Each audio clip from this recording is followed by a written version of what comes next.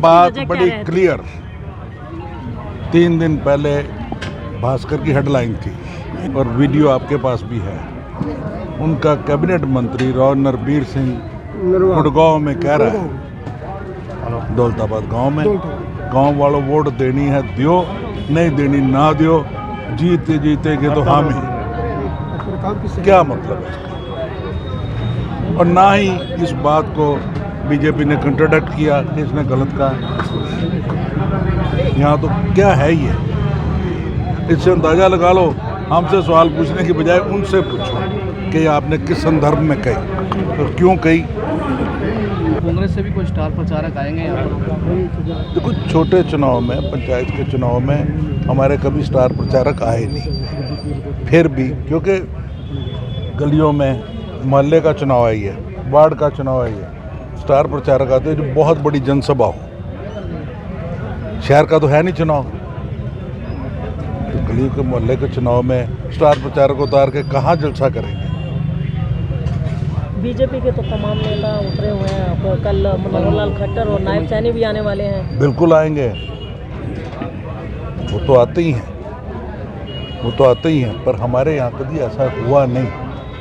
कभी पहले के चुनाव में देखा आपने, और ये पहला चुनाव है जो पहली बारी हम सिंबल पे लड़ रहे हैं। नहीं तो हम तो आज़ाद ही लड़ते थे, समर्थित। बान और शान हमारे आदरणीय, हमारे पूजनीय वीरेंद्र शाह जी, बुल्ले शाह जी यहाँ पे आए।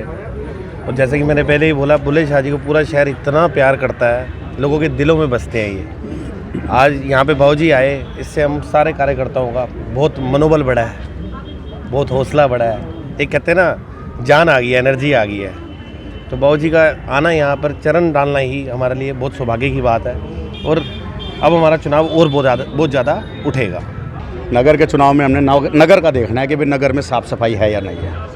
हमने नगर की साफ़ सफाई के लिए ये लड़ाई लड़ी है और सभी पूरी जनता से, शहर की जनता से एक ही अपील करेंगे, भाई हमारे 26 पार्षद हैं, 26 के 26 पार्षदों का सहयोग करके उनको एक अपोजिशन के तरफ लेके आओ ताकि हम अपने शहर का सुधार करवा सकें। जनता से आपके माध्यम से अपील करना चाहूँगा कि जो आप लोगों ने पिछले 10 सालों में भुगता है, किस प्रकार से पानीपत की जनता का शोषण हुआ है, किस प्रकार से हरासमेंट हुई है, वो आपने देखा होगा। भारतीय जनता पार्टी भी डरी हुई है, किस प्रकार उन्होंने 26 में से 21 कैंडिडेट बदलने पड़े उनको।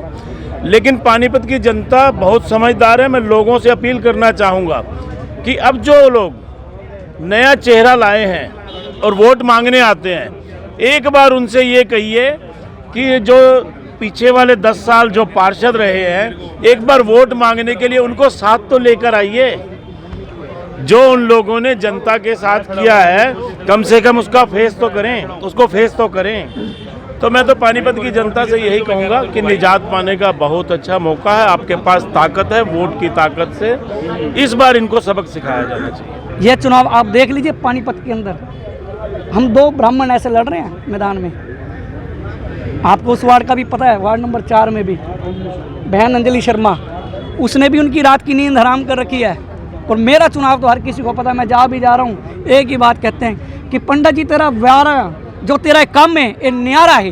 हैदराबादी बिरादरी भी बोलती है, क्योंकि मेरे को एक समझ नहीं आती इनकी, एक बिरादरी के ऊपर चुनाव क्यों लड़ते हैं। 36 बिरादरी की बात करें ना, ये वाल्मीकि की समाज की बात नहीं करते, SC BC कश्यप OBC किसी की बिरादरी की बात नहीं कर रहे वार्ड के अंदर। क्यों? क्या केवल एक ही बिरादरी है? नहीं, 36 बिरादरी की बात करेंगे तो कुछ बनेगा। और मैं आपको ये विश्वास दिलाता हूँ, शाह जी मेरे साथ खड़े हैं। भगवान ने चाहा यह जीत जो होगी वीरेंद्र शाह की होगी, जोनी चावला और अश्विनी नंबरदार की होगी, और वार्ड नंबर 10 की पूरी जनता की ये जीत होगी, मेरी जीत नहीं होगी।